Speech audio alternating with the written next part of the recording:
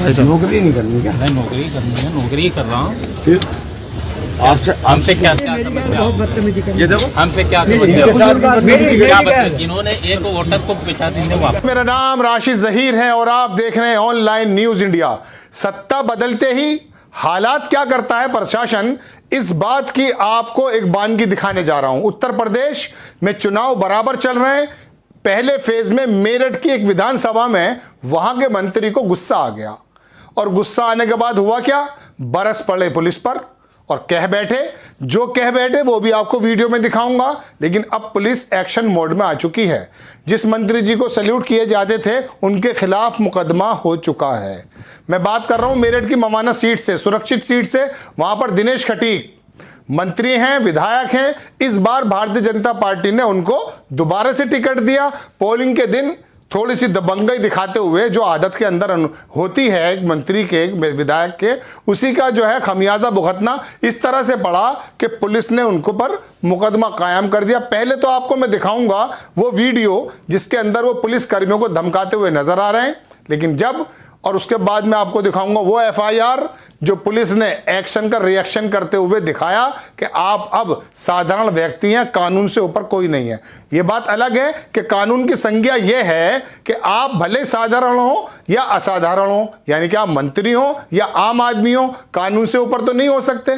लेकिन पुलिस ने अपना रिएक्शन करते हुए उनके ऊपर मुकदमा दर्ज और अब झेलेंगे मंत्री जी। अब आपको पहले मैं वो वीडियो दिखाता हूं। ये वीडियो देखिए कि किस तरह से उत्तर प्रदेश की पुलिस, जिसके बारे में कहा जाता है, योगी आदित्यनाथ जी कहते हैं कि जबरदस्त टाइट पुलिसिंग हमने कर दी है और पुलिस का राज है। वहां पर एक मंत्री पुलिस कर्मी को किस तरह से धमका रहे हैं, ये वीडियो देखें।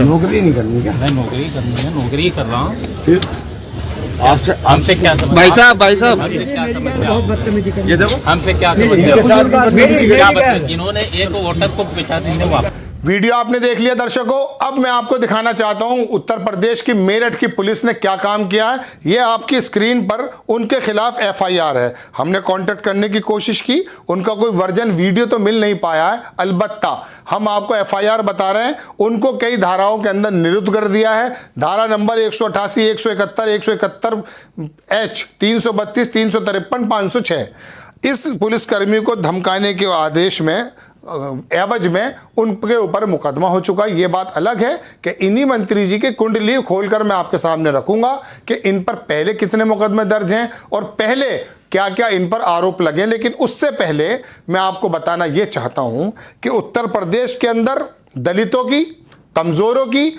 आवाज बनाने के लिए नहीं, एक वोट बैंक को सीधा करने के लिए इनको इलेक्शन से थोड़े ही पहले मंत्री बनाया गया, जिसमें जितेंद्र प्रसाद के लड़के जितिन प्रसाद भी बने थे, जिनका कहना यह था कि ब्राह्मणों को मार दिया है योगी जी ने।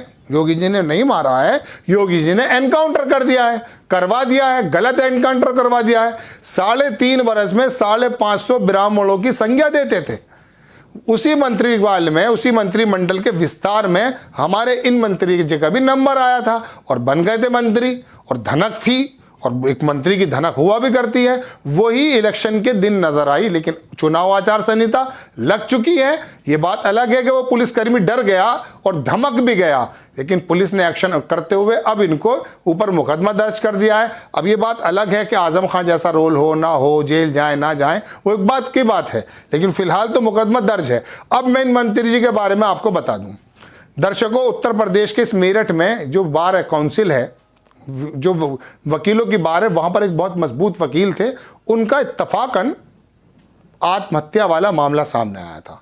उसमें इन्हीं मंत्री जी के खिलाफ, तब ये विधायक थे, तमाम उत्तर प्रदेश नहीं पूरे मेरठ की बार काउंसिल के वकील सड़कों पर आ गए और आरोप लगाया कि इनके उत्पीड़न की वजह से उन वकील साहब ने आत्महत्या की है। लेकिन प्रशासन की कान पर जूं नहीं रहेंगी, कुछ नहीं हुआ। सड़कों पर आए, जुलूस निकले, कमिश्नरी चौराया घेर लिया गया, लेकिन कुछ नहीं हुआ।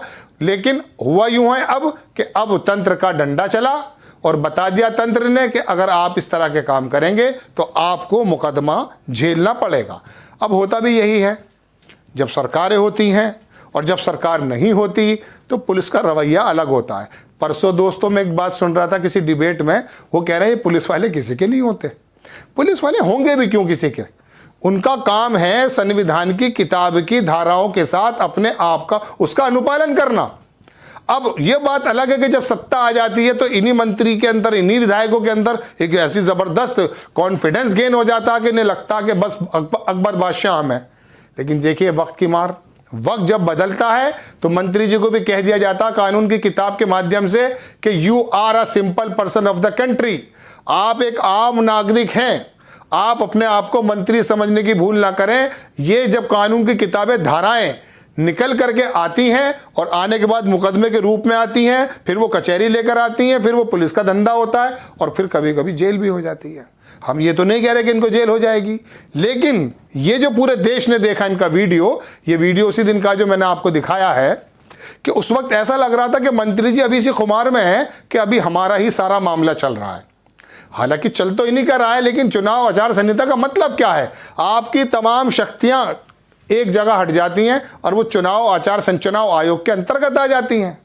तो लेकिन वो हुआ यूं कि वो जो है वहां पर हालात बिगड़े और उसके बाद उन्होंने बूथ कैप्चरिंग ये करके उसे, लेकिन अब मैं आपको सीट के बारे में भी बता देता हूं। हालांकि इस खबर का कोई ताल्लुक ज्यादा नहीं है, लेकिन मैं जोड़ देता हूं। उत्तर प्रदेश के मेरठ के मवाना सीट का इतिहास यह है दर्शकों कि यहां से जो भी विधायक जीतता है उसी की सरकार बन जाती है। इस बार यह सीट खतरे में है। समाजवादी पार्टी के अंदर बहुजन समाज पार्टी का वो पुराना विधायक योगेश वर्मा नाम का व्यक्ति लड़ रहा है और बड़ी मजबूती से लड़ा। 90,000 1 लाख मुसलमान हैं, गुजर भी उनके साथ हैं, 60,000 गुजर बताए जाते हैं, वैसे किताबों में 40,000 लिखे जाते हैं, और दलित वो खुद हैं चूंकि सुरक्षित सीट है।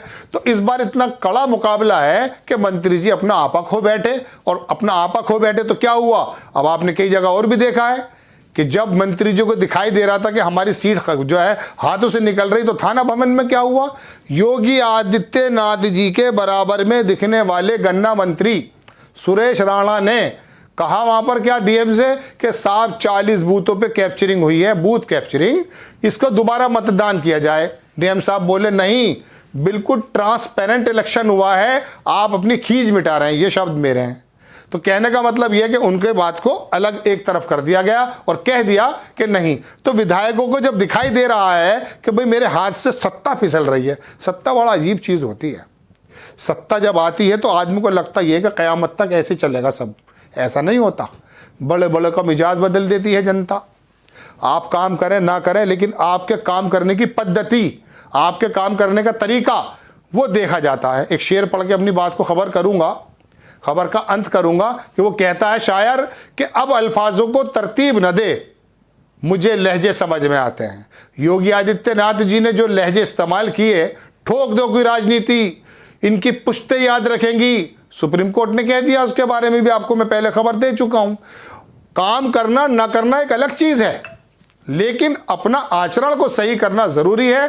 भारतीय जनता पार्टी के नेता अपने आचरण को अक्सर सत्ता की वजह से ऐसा कर बैठे थे कि जैसे राजा अकबर हो, लेकिन राजा अकबर भी नहीं रहे, और ना सरकारें रहती हैं ना विधायक रहते हैं, बदलते रहते हैं, सब बदलते रहते हैं।